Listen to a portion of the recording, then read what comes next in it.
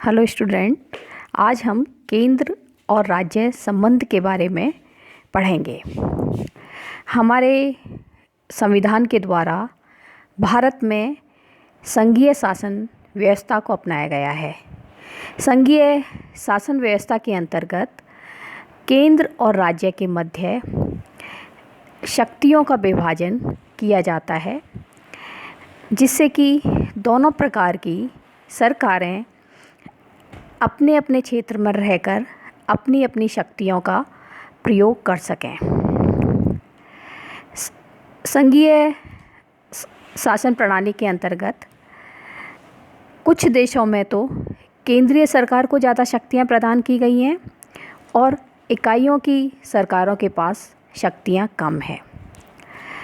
कुछ संघात्मक प्रणाली वाले देशों में, जैसे कि हम अमेरिका का, स्विट्ज़रलैंड का उदाहरण ले सकते हैं, यहाँ पर केंद्र सरकार को संविधान के द्वारा कम शक्तियाँ दी गई और राज्यों की सहायता बनाए रखने के लिए राज्यों को ज़्यादा शक्ति दी गई। हमारे संविधान निर्माता भारत में सहयोगी संघवाद की स्थापना करना चाहते थे, इसलिए हमारे यहाँ केंद्र और राज्यों के मध्य सहयोग स्थापित करने पर बल दिया गया और शक्तियों का विभाजन इस तरह से किया गया कि संघीय सरकार और इकाइयों की सरकार के मध्य सहयोग दिखाई दे। अमेरिका के संविधान के अंतर्गत केवल केंद्र सरकार की शक्तियों का वर्णन किया गया है और अपशिष्ट शक्तियां राज्यों को प्रदान की गई है। भारत के संविधान में केंद्र तथा राज्यों के मध्य शक्तियों का विभाजन स्पष्ट रूप से किया गया है। शक्तियों के विभाजन के आधार पर संघ तथा राज्यों के मध्य संबंधों को हमारे यहाँ 3 भागों में विभाजित किया जा सकता है। पहला है केंद्र तथा राज्यों के मध्य विधायी संबंध। दूसरा, केंद्र तथा राज्यों के मध्य प्रशासनिक संबंध। तीसरा, केंद्र तथा राज्यों के मध्य वित्तीय संबंध। आज हम भारतीय संघ व्यवस्था में केंद्र और राज्यों के मध्य विधायी संबंध किस तरह से हमारे संविधान में वर्णित किए गए हैं, उसके बारे में हम पढ़ेंगे। भारतीय संविधान में केंद्र व राज्यों के मध्य विधायी संबंधों के संचालन के लिए 3 सूचियों का उल्लेख किया गया है। ये 3 सूचियां हैं: संघीय सूची, राज्य सूची और समवर्ती सूची। इन सूचियों को 7वीं अनुसूची में रखा गया है। हमारे यहाँ जो शक्तियों के विभाजन की विधायी शक्तियों के विभाजन की जो पहली सूची है वो है संघीय सूची। संघीय सूची के अंतर्गत 97 विषयों को रखा गया है। इस सूची में जिन विषयों को रखा गया है वो ऐसे हैं जो कि राष्ट्रीय महत्व के हैं और जिनका संबंध पूरे देश से है, और यह माना गया कि इस पूरे देश में एक ही प्रकार की नीति का होना ज़रूरी है, इसलिए इससे संबंधित सभी विषयों को संघ सूची के अंतर्गत रखा गया है। संघ सूची के सभी विषयों पर कानून बनाने का अधिकार संसद को प्राप्त है। इस सूची में जो मुख्य विषय हैं वो हैं रक्षा, वैदेशिक मामले, युद्ध व संधि, हवाई मार्ग, रेलवे, डाक तार, टेलीफोन, बैंक, बीमा आदि। संघ व राज्यों के मध्य विधायी संबंधों के संचालन की जो दूसरी सूची है वो राज्य सूची है। राज्य सूची में उन विषयों को रखा गया है जो क्षेत्रीय महत्व के हैं। इस सूची के विषयों पर कानून बनाने का अधिकार राज्यों की व्यवस्थापकाओं को प्राप्त है। मूल संविधान के अनुसार राज्य सूची के अंतर्गत 66 विषय थे, लेकिन 42वें संवैधानिक संशोधन के द्वारा इस सूची के 4 विषय शिक्षा, वन, जंगली जानवरों और पक्षियों की रक्षा तथा नापतोल राज्य सूची से निकालकर समवर्ती सूची में सम्मिलित कर दिए गए। उस 42वें संवैधानिक संशोधन के बाद राज्य सूची में अब 62 सब्जेक्ट रह गए हैं। राज्य सूची के प्रमुख विषय हैं पुलिस, न्याय, सार्वजनिक स्वास्थ्य, स्वशासन, कृषि, सिंचाई और सड़क आदि। तीसरी जो सूची है वो है समवर्ती सूची। इस सूची में वो विषय रखे गए हैं जिनका महत्व स्थानीय व संघीय दोनों ही दृष्टि से है। मूल संविधान में समवर्ती सूची में 47 विषय थे, लेकिन 42वें संविधान संशोधन के द्वारा राज्य सूची के 4 विषयों को समवर्ती सूची में शामिल कर दिया गया है और एक नवीन विषय जनसंख्या नियंत्रण और परिवार नियोजन को भी समवर्ती सूची में जोड़ा गया है। इस सूची के विषयों पर इस तरह से समवर्ती सूची में 52 विषय हैं। इस सूची के विषयों पर कानून बनाने का अधिकार संघ तथा राज्यों की सरकार दोनों को है, लेकिन यदि इस सूची के किसी विषय पर संसद तथा राज्य व्यवस्थापका द्वारा बनाए गए कानूनों में कोई विरोध हो तो ऐसी स्थिति में संसद द्वारा बनाया गया कानून मान्य होगा। अर्थात समवर्ती सूची के संबंध में राज्यों के व्यवस्थापका की तुलना में संसद को ज़्यादा शक्ति प्रदान की गई है। समवर्ती सूची के कुछ विषय हैं फौजदारी तथा प्रक्रिया संबंधी नियम, निवारक निरोध, विवाह, तलाक, दत्तक और उत्तराधिकार, औद्योगिक विवाद, आर्थिक और सामाजिक योजना, सामाजिक सुरक्षा, सामाजिक बीमा आदि। हमारे यहाँ अपशिष्ट अधिकार केंद्र सरकार को दिए गए हैं। अपशिष्ट अधिकार से तात्पर्य उन अधिकारों से है उन विषयों से है जो कि संघीय सूची, राज्य सूची और समवर्ती सूची तीनों में से किसी में नहीं है। इनके अलावा यदि कोई विषय है तो उनके संबंध में कानून बनाने का जो अधिकार है वो संसद को प्रदान किया गया है। अन्य देशों में यदि हम देखें, जैसे कि यूएसए, स्विट्ज़रलैंड और ऑस्ट्रेलिया में संघात्मक शासन प्रणाली अपनाई गई है और इन देशों में अपशिष्ट विषय इकाइयों को प्रदान किए गए हैं, लेकिन भारत में ये संघ को अर्थात इन विषयों पर, अपशिष्ट विषयों पर कानून बनाने की शक्ति संघीय संसद को प्रदान की गई है। ये कानून के संबंध में ये मुख्य रूप से ये 3 सूचियां हैं और इन 3 सूचियों के द्वारा संघीय सरकार और राज्यों की सरकार के मध्य विधायी संबंधों का विभाजन किया गया है। सामान्य परिस्थितियों में राज्य और संसद या संघीय सरकार इन सूचियों के अनुसार कानून निर्माण का कार्य करती है और इस शक्ति विभाजन का किसी भी स्तर पर, चाहे केंद्रीय स्तर पर या राज्यों के स्तर पर, कोई उल्लंघन नहीं किया जाता।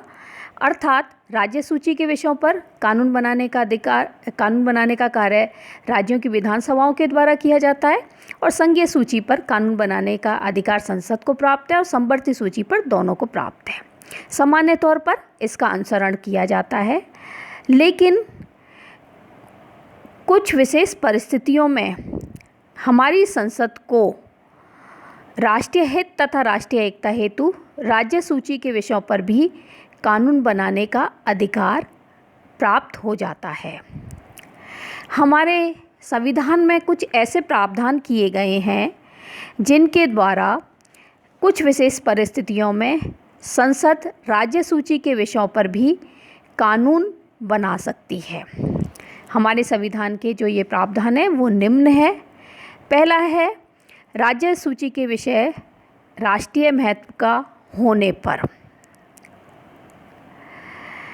संविधान के अनुच्छेद 249 के अनुसार यदि राज्यसभा अपने 2/3 बहुमत से यह प्रस्ताव पारित कर देती है कि राज्य सूची में निहित कोई विषय राष्ट्रीय महत्व का है, तो संसद को उस विषय पर कानून बनाने का अधिकार प्राप्त हो जाता है। लेकिन इस तरह से बनाए गए कानून की मान्यता 1 वर्ष तक रहती है। राज्यसभा द्वारा पुनः प्रस्ताव स्वीकृत करने पर इसकी अवधि 1 वर्ष और बढ़ जाती है और इसकी अवधि समाप्त होने के बाद यह 6 माह तक प्रयोग में आ सकता है। अर्थात आर्टिकल 249 के अंतर्गत हमारे यहाँ संसद ज़्यादा से ज़्यादा 249 के अनुसार संसद एक समय में ज़्यादा से ज़्यादा 2 वर्ष के लिए कानून बना सकती है और उसकी मान्यता 2 वर्ष तक रहती है।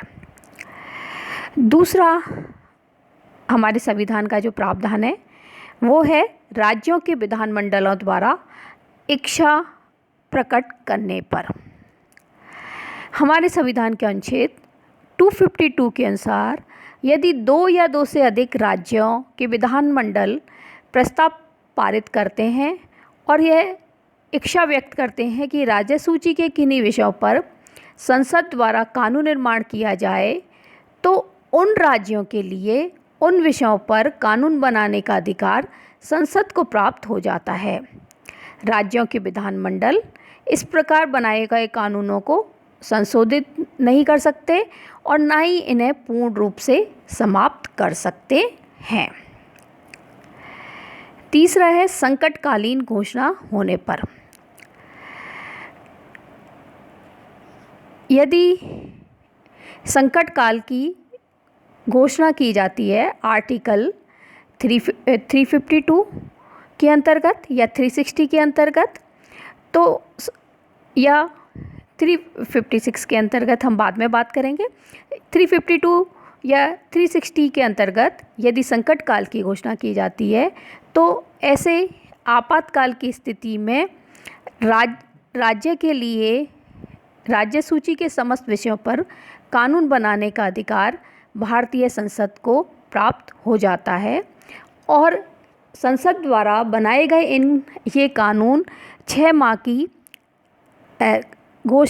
संकट काल की घोषणा की समाप्ति के 6 माह तक वैध रहते हैं। चौथा है, विदेशी राज्यों से हुई संधियों के पालन हेतु हमारी संसद को इस परिस्थिति में भी राज्य सूची के विषयों पर कानून बनाने का अधिकार प्राप्त होता है। आर्टिकल 253 के अनुसार यदि हमारी संघ सरकार ने विदेशी राज्यों से किसी प्रकार की संधि की है अथवा उनके सहयोग के आधार पर किसी नवीन योजना का निर्माण किया है, तो इस संधि के पालन हेतु संघ सरकार को संपूर्ण भारत के सीमा क्षेत्र के अंतर्गत पूर्णतः हस्तक्षेप और व्यवस्था करने का अधिकार प्राप्त है और इस प्रकार की स्थिति में संसद को राज्य सूची के विषय पर भी कानून बनाने का अधिकार प्राप्त हो जाता है। राज्य के संवैधानिक व्यवस्था भंग होने पर संसद को राज्य सूची के विषय पर कानून बनाने का अधिकार तब भी प्राप्त हो जाता है जब अनुच्छेद 356 के अंतर्गत केंद्र सरकार या राष्ट्रपति के द्वारा किसी राज्य में संवैधानिक संकट उत्पन्न हो जाने पर राष्ट्रपति शासन लागू किया जाता है, तो उस राज्य विधानमंडल के समस्त अधिकार राष्ट्रपति चाहे तो वो भारतीय संसद को प्रदान कर सकता है। और यदि ऐसा होता है तो आर्टिकल 356 के अंतर्गत यदि किसी राज्य में राष्ट्रपति शासन लगाया जाता है तो राष्ट्रपति के द्वारा भारतीय संसद को राज्य विधानमंडल के समस्त अधिकार दिए जा सकते हैं और ऐसी स्थिति में भारतीय संसद को उस राज्य के लिए कानून बनाने का अधिकार प्राप्त हो जाता है। कुछ विधेयकों के प्रस्तावित करने से पूर्व और कुछ विधेयकों को अंतिम स्वीकृति के लिए केंद्र का अनुमोदन आवश्यक है। हमारे यहाँ संसद द्वारा राज्य सूची के विषयों पर कुछ परिस्थितियों में कानून निर्माण किया जा सकता है। इसके अतिरिक्त राज्य व्यवस्थापकों यदि राज्य सूची के किन्हीं विषयों पर कानून निर्माण की शक्ति जो है उसके लिए ज़रूरी है, कुछ विषय उनमें से ऐसे हैं कि राज्य विधानमंडल में प्रस्तावित किए जाने से पूर्व उनके संबंध में राष्ट्रपति की पूर्व स्वीकृति की आवश्यकता होती है। उदाहरण के लिए वे विधेयक जिनके द्वारा सार्वजनिक हित की दृष्टि से उस राज्य के अंदर या बाहर वाणिज्य या मेलजोल पर कोई प्रतिबंध लगाया जाए। अर्थात राज्य सूची के विषयों पर कानून बनाने का अधिकार राज्य विधानमंडल को है, लेकिन यदि सार्वजनिक हित की दृष्टि से विधानमंडल के द्वारा अंदर या उसके बाहर वाणिज्य या मेलजोल पर कोई प्रतिबंध लगाए जाने से संबंधित विधेयक विधानमंडल में पारित किए जाने हैं तो उन विधानमंडलों की पूर्व स्वीकृति राष्ट्रपति से लिए जाने जरूरी है। अर्थात इस संबंध में इस तरह के उन विषयों के संबंध में राज्य की जो कानून निर्माण की शक्ति है वो सीमित होती है, क्योंकि राष्ट्रपति की पूर्व अनुमति के इस तरह के विधेयक राज्य विधानमंडल में प्रस्तुत नहीं किए जा सकते। अनुच्छेद 31 के अनुसार राज्य सूची के कुछ विषयों पर राज्य के विधानमंडलों द्वारा पारित विधेयक उस दशा में अमान्य होंगे यदि राष्ट्रपति ने अपने विचार के लिए उन्हें रोक रखा है और उन पर राष्ट्रपति की स्वीकृति प्राप्त नहीं की गई है। उदाहरण के लिए यदि किसी राज्य के द्वारा किसी संपत्ति का अधिग्रहण करने के लिए कानून बनाए जाते हैं और संवर्ती सूची के बारे में भी ऐसे कानून बनाए जाते हैं जो संसद ने उससे पहले बनाए गए कानूनों के प्रतिकूल हों, तो ऐसी स्थिति में राष्ट्रपति की स्वीकृति आवश्यक है।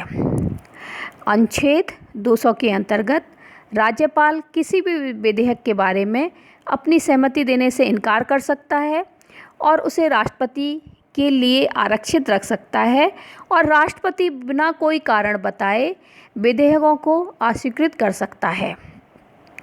जैसे कि 1959 में केरल के राज्यपाल ने कृषि भूमि संबंधी विधेयकों को राष्ट्रपति की स्वीकृति के लिए भेजा। तो इस तरह से समय समय पर मुख्यमंत्रियों के द्वारा समय समय पर कुछ ऐसे विधेयकों को राज्यपाल के द्वारा राष्ट्रपति की स्वीकृति के लिए भेजा गया है। यदि हम देखें तो केंद्र के द्वारा इन संवैधानिक प्रावधानों के आधार पर व्यवहार में अपने आप को शक्तिशाली बनाने का प्रयास किया गया। यदि हम विधायी शक्तियों के संदर्भ में देखें तो केंद्र सरकार ज़्यादा शक्तिशाली है। वस्तुतः केंद्र सरकार और राज्य सरकार द्वारा बनाए गए कानूनों पर अधिक नियंत्रण रखती है।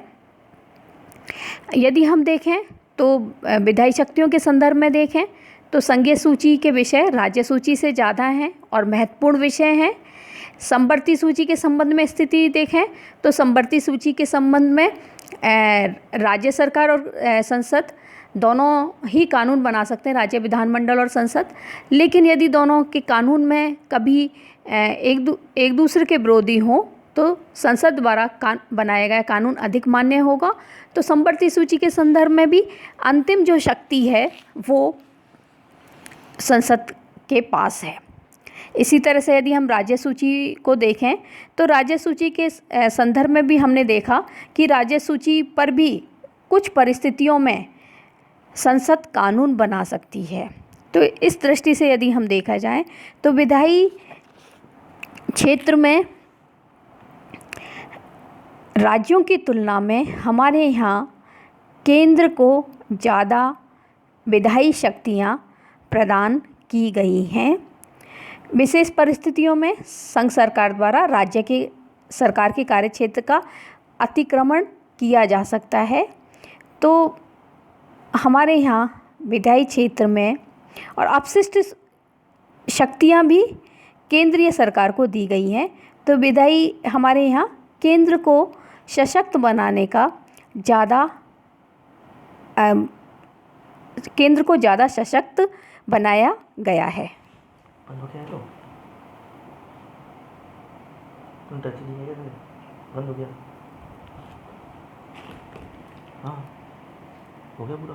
हाँ तो मुझे क्या पता यार, मैं तो लास्ट कर गई, ये बंद होगा या